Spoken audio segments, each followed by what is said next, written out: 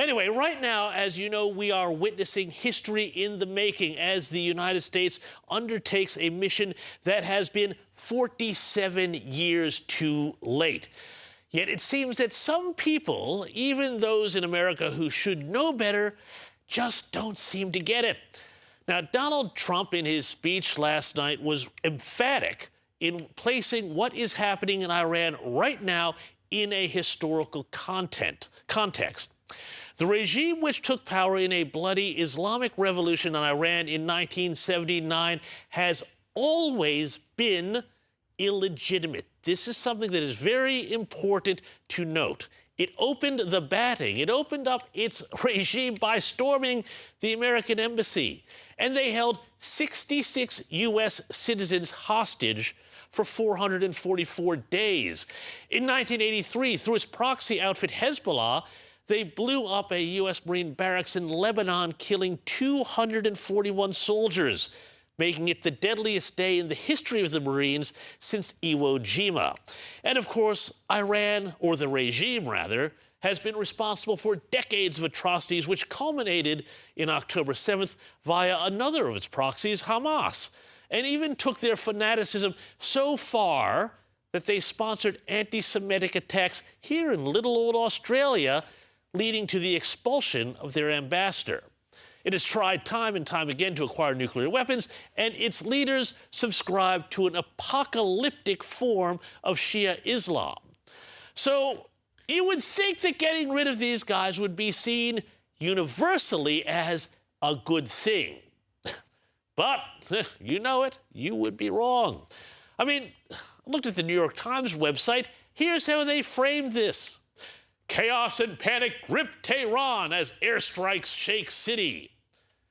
Okay, well, does this look like panic to you?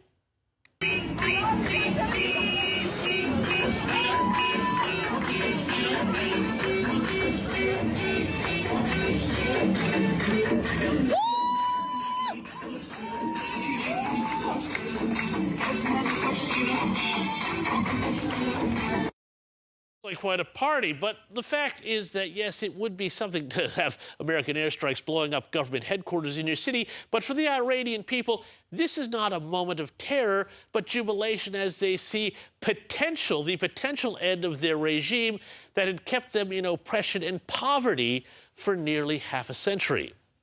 Also, I think we have to pour one out for the never-Trump Republicans whose hearts are breaking right now that mean old Trump has had a win on the Iranian regime.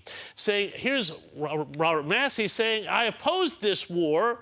This is not American first. When Congress reconvenes, I will work with Ro Khanna to force a congressional vote on war with Iran. The Constitution requires a vote, and your representative needs to be on record opposing or supporting this war.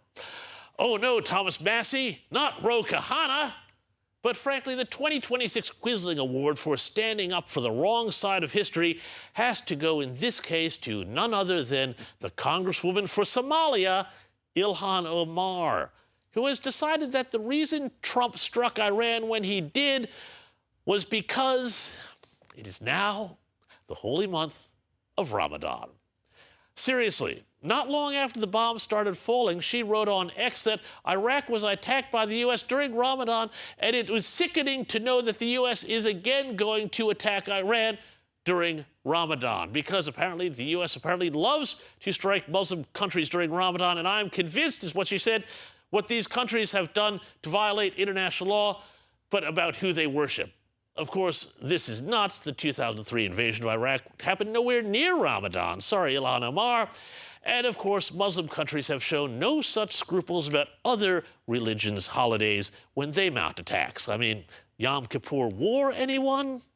Honestly, with some people, I can't tell if they are unable to be happy or they are just simply always barracking for the other side.